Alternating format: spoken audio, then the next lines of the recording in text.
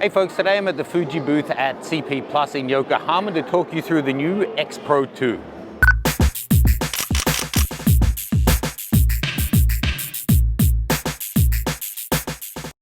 Hey folks, before we look at the X-Pro2, please jump over to Granger and check out my video series. They're all currently half price for March only. The Business of Photography, Take Control of the Light with Matt and Tina, my Nude Portraiture series and Educating Tina are all half price, as well as my new 6-month week-by-week guided course, Kickstart Your Photography. So it's been a while between drinks for Fuji with the X-Pro series. The X-Pro1 came out several years ago. I got a pre-production model and took it around Vietnam actually. I really enjoyed it, but it's well known the first generation, when it first shipped, had really slow AF. It was improved with a firmware update, however, but they say they've really improved that on this model and put in a bunch of new tech. This is the first of the X-Trans sensors that's going up to 24 megapixel. All the others have been down at 16. This also has a second generation processor, higher resolution back screen at 1.6 million. It's still not articulated, it's a fixed one. Taking a look at some of the other specs here, it's doing 1080 video at 60 frames a second, so we're still at 1080 HD. In terms of frames per second, we're looking at 8 frames a second, so not much of a leap, but still for a camera like this, which is more of a, it appeals to people who are more slow and methodical shooters, 8 frames a second certainly seems like enough. Let's take a close look around this guy. So something I always said was going to come back to bite Fuji was the X-T1 is such an accomplished camera. I don't know if you've seen my 5-way comparison of mirrorless cameras in New York City. I'll pop a card up for that one. But I found as an all-rounder, this is just such a phenomenal camera. Then they've done these titanium editions and everything.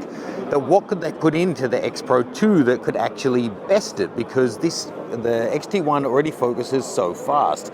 I'm not a Fuji fanboy. I only own one Fuji in my whole kit. It's a X100T.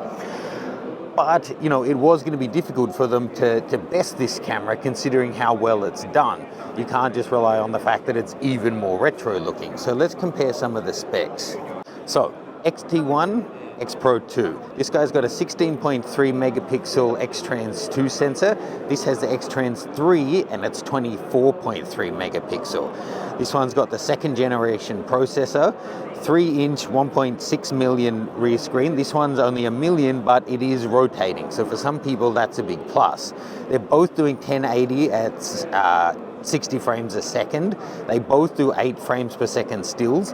One big thing that really sets this apart as more of a quote-unquote pro camera is the dual cards. There really aren't a lot, or I can't even think of any other mirrorless cameras on the market that are offering a dual card slot like this. So to have that for some people is going to make it a much more viable option for doing travel or all kinds of professional work where having that extra backup is really important. This guy maxes out at 1/4000th of a second on the shutter speed. This one will go through to 1/8000, and that's still in mechanical mode. Native ISO 200 to 6400. This takes it up to 12,800. Now, whilst this has a greater magnification on the viewfinder of 0.77 and this is only 0.59, I'm almost certain this is a bigger viewfinder. So overall, I didn't find any problem with it, and they both have a 2.36 million pixel resolution on the EVF. Let's have a little look at this X-Pro2 a little more and see how it's doing with ISO performance. So I really like this dual viewfinder. You flick the little switch on the front here and it changes it from the EVF that gives you exactly what you're going to get to the actual viewfinder just with an overlay. And it's really interesting because when you're using a zoom lens, then you're just getting that tiny little bit in the frame. So you can see Fuji cleverly had really strong lighting here. You were able to shoot at just ISO 100, 200, which really shows off the quality of the cameras better than these low lit stands. We end up being at 800 and 1600, and it's hard to judge the lens quality. Here shooting with the 35 and the 18 to 55, nothing to complain about. So let's pop on this bigger lens. What is this? This is the 50 to 140.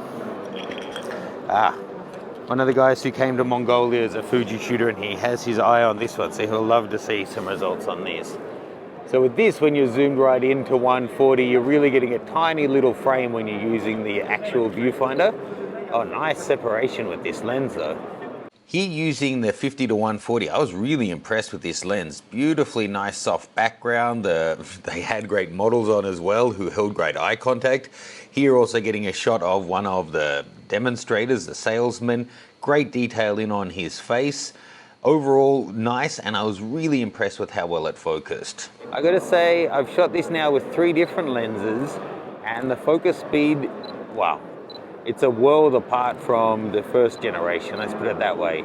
We're looking at right up there. I don't know if it would exceed the X-T1, which just focuses so beautifully. Let's actually see if we can get them side by side to have a look at them. I did get to test them side by side on the booth, and I have to say the X-Pro2 is definitely the match of the X-T1, which is a great focuser. So nicely done, and that rounds out the package well. So look, this is one that I would really like to take out more. This is one of the most rounded ones I've seen from Fuji, really. The focus is a lot better. I have to get a look at the image quality once I get back to my computer. But overall usability, really nice. All of the dials are well thought out. I really do like the new ISO dial on the top rather than going into any menu for it. When they showed it to me, it looked a little bit fiddly, but doing it, it's actually really easy. I think this is going to make a lot of Fuji users really, really happy. There's something to be said, I think, for not putting out new models every 2 months. You know, even in the DSLR market, you look at Canon and they put out the 1DX, wait 3 years, put out the 1DX Mark II. Nikon put all of these halfway steps in, and so do so many other manufacturers. And to be fair, so does Fuji in some of their other markets. But in this one, right at the top of their mirrorless, it's, you know, they had years and years in between the 2 models, so you would expect that there's been this big jump. So definitely I think this is going to appeal to some people. I'll pop a link in below where you can check it out over at one of the US sellers. And please do like and subscribe. I'll keep you updated with more from the floor of CP Plus 2016. Hey folks, please take a moment to subscribe, and if you're already subscribed, be sure to click the gear icon there and sign up for notifications so you'll get a notice when I post new content. Thanks guys.